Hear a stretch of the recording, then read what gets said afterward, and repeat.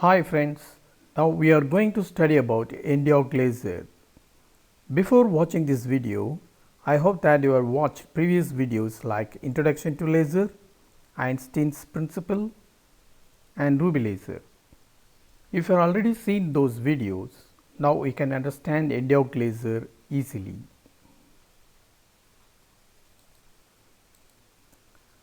However, I quickly review the basic principles of laser.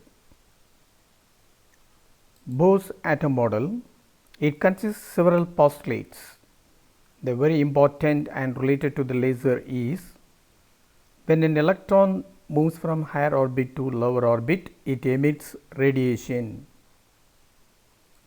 Next, Einstein's principle. There are three processes. The first one is absorption.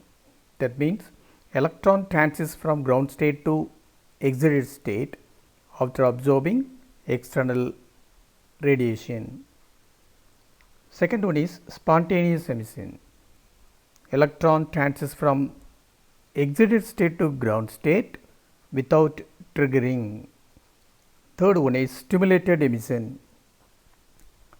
Electron transits from excited state to ground state with triggering. This is the key factor for laser. Third one is population inversion. In normal atom, number of electrons in the ground state is greater than excited state. This is normal population, that is N1 is greater than N2. But population inversion is number of electron in excited state is greater than that of number of electrons in the ground state, that is N2 is greater than N1. Fourth one is pumping method. Population inversion can be achieved by pumping method. For that laser, we are using optical pumping. To construct NdYAG laser, there are three major parts are required. That is active medium, pumping method and optical resonator. In the case of NdYAG laser, active medium is solid type which has 4 energy level laser. Active medium is NdYAG rod. In the pumping method, we are using optical pumping. For example, we are using flash lamp. It may be krypton or xenon flash lamp. Optical resonator, for silvered mirrors are used. So, 50% and 100% reflectors or the mirrors are used.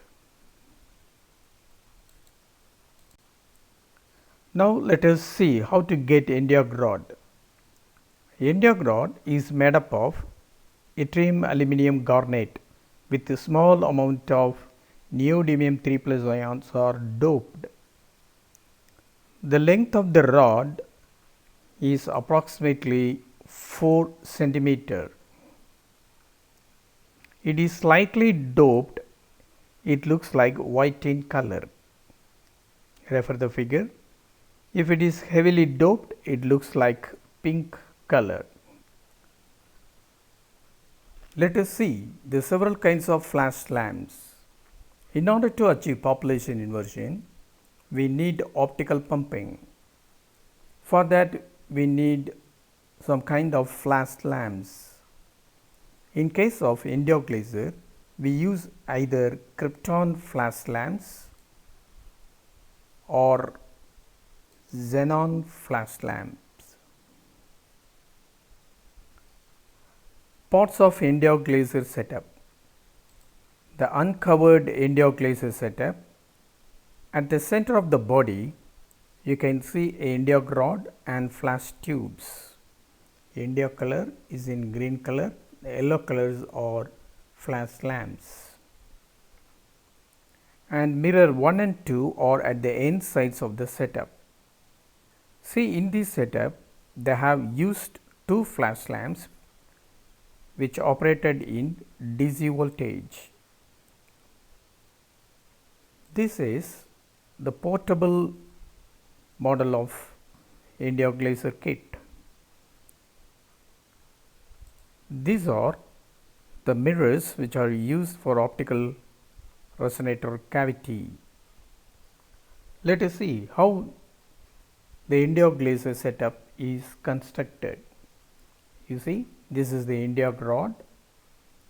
Nearby the ends of the rod, mirrors 1 and mirror 2 are kept.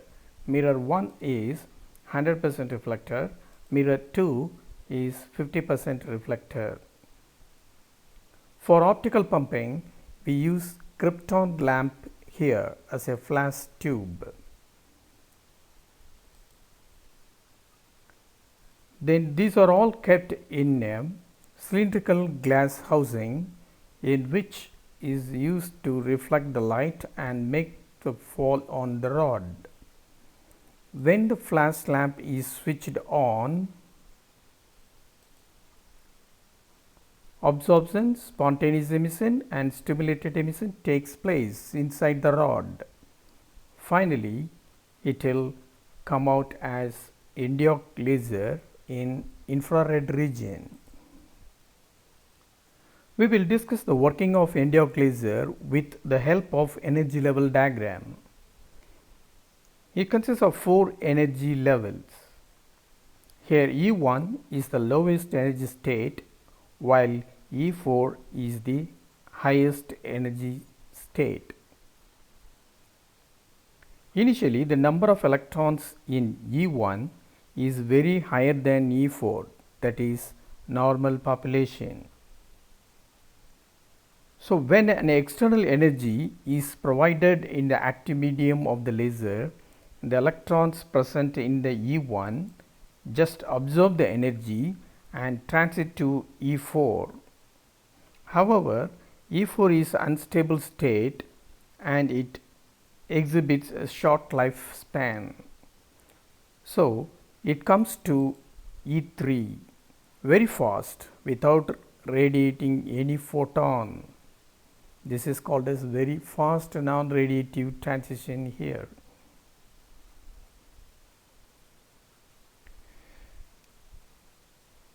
E3 is metastable state in which electrons can stay for some times, so approximately 230 microseconds. Upon continuous excitation, more number of electrons in E3 presents compared to E2. You see, in E3 we are having 6 electrons according to this diagram, in E2 only 5.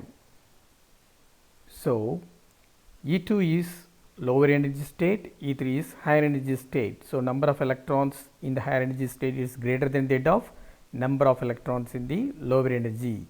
So, the population inversion takes place in between the energy levels E2 and E3.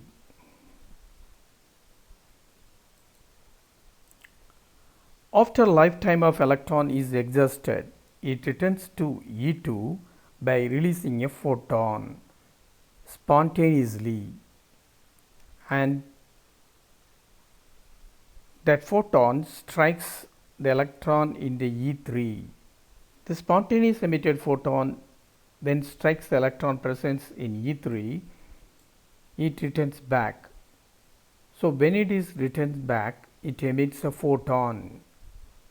So, we are having 2 photons, one is incident photon and another one is emitted photon.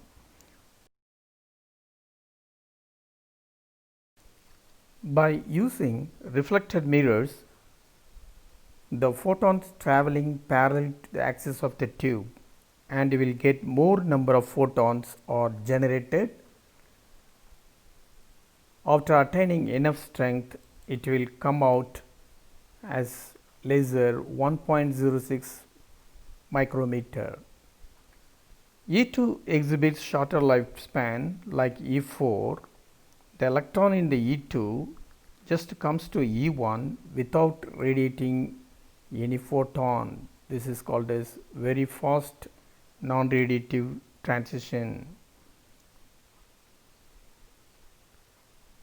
So E2 exhibits shorter lifespan like E4. So look at the diagram. E4 to E3 is very fast non-radiative transition. E2 to E1 is very fast non-radiative transition. E3 to E2 is population inversion takes place. These are the very important point. So in this way we can get the laser in 1.06 micrometer. Now we will see about the applications of NdYAG laser. 1. Industries or engineering. Under this field, tubular seam welding, drilling and perforating, and cutting. The second is medical, dental, tattoo removal, urology, and hair removal or whitening. The third is fiber optical communication. In the single mode fiber delivery of NdYAG light for precision machining application. You see this given diagram, NdYAG laser is used in the single mode fiber. Thank you.